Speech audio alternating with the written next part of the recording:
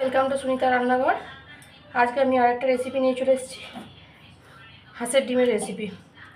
তো চলুন ডিমটাকে সেদ্ধ করে নিই। প্রথমে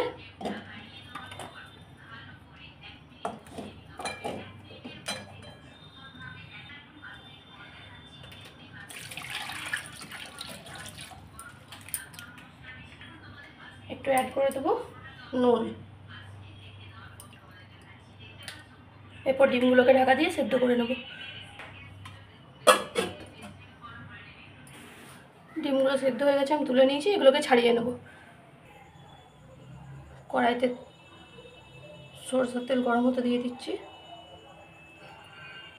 তেলটা গরম হয়ে গেছে। আমি আগে থেকে ডিমগুলোতে হলুদ মাখিয়ে রেখেছি। এই ডিমগুলো ভেজে নেব। ডিমগুলোতে আগে থেকে হলুদ মাখিয়ে রেখেছি। ডিমগুলো ভেজে নেব।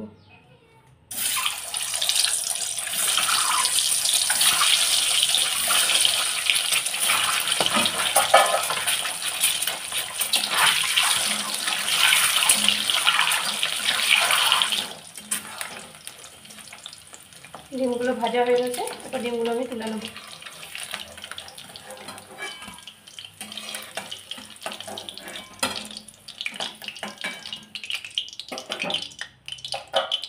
এরপর এই তেলে ফোড়ন দিয়ে দেবো তেজপাতা, দারচিনি, এলাচ আর গোটা জিরে।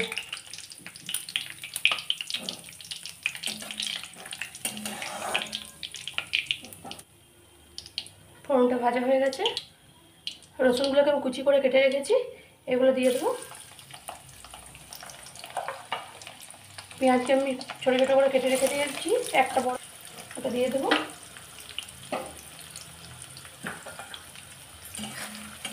এগুলোকে একটু লাল করে ভেজে নেব।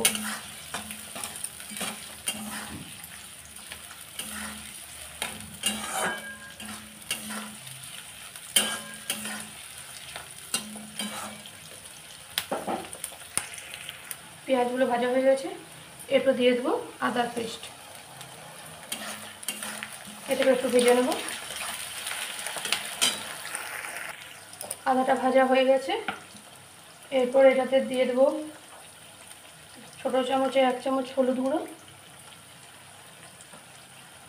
কাশ্মীরি লঙ্কার গুঁড়ো একটু বেশিই দেবো। 2 চামচ মতো কাশ্মীরি লঙ্কার গুঁড়ো দিলাম ছোটো চামচে। দেবো 1 চামচ ধনের গুঁড়ো, একটু জিরের গুঁড়ো, স্বাদ মতো নুন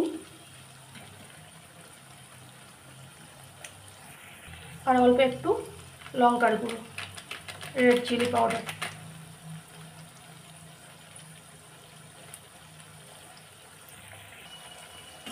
এগুলোকে ভালো করে ভেজে নেব। একটু জল অ্যাড করে দেবো।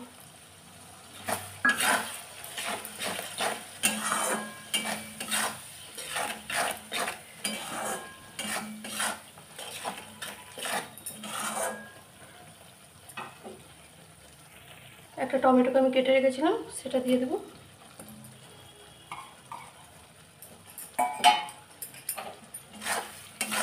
টমেটো দিয়ে কিছুক্ষণ ভেজে নেব।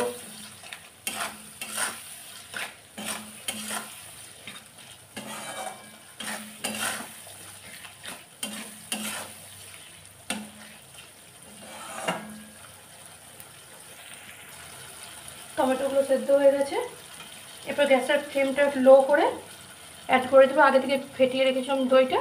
সেই দই 3-4 চামচের মতো আমি দই নিয়েছি। এই দইটাকে দিয়ে আবার একটু কষিয়ে নেব।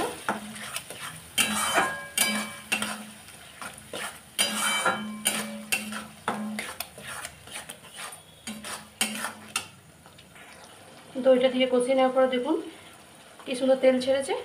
এরপর অ্যাড করে দেবো আমি 1 চামচ পোস্ত আর অল্প চারমগজ আমি বেটে নিয়েছিলাম, সেই পেস্টটা আমি অ্যাড করে দেবো এটাতে। আবারও কিছুক্ষণ কষিয়ে নেব।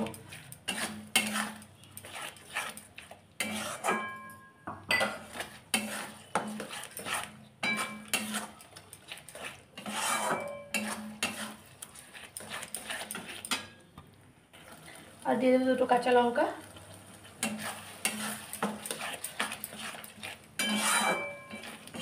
একটু জল। মশলাটাকে কিছুক্ষণ ধরে কষবো। যেহেতু আমি দই অ্যাড করেছি তার জন্য একটু চিনি দিয়ে দেবো। মশলাটা থেকে তেল ছেড়ে দিয়েছে, এরপর অ্যাড করে দেবো ভেজে রাখা ডিমগুলো।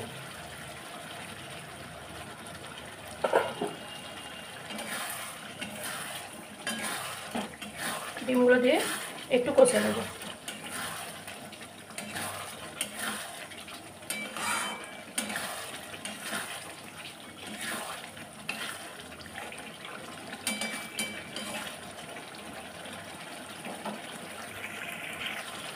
একটু জল অ্যাড করে রান্নাটা হতে দেবো কিছুক্ষণ।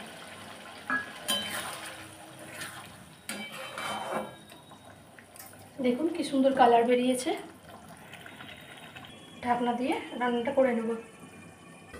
3-4 মিনিটের মতো ফুটিয়ে নিয়েছি।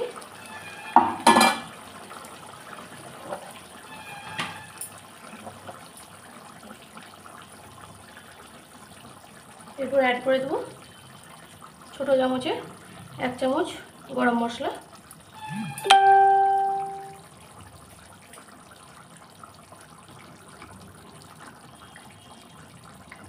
আর অল্প কুচনো ধনেপাতা। আমার রেসিপিটা যদি ভালো লেগে থাকে আপনাদের, লাইক, কমেন্ট এবং চ্যানেলটা সাবস্ক্রাইব করে দেবেন।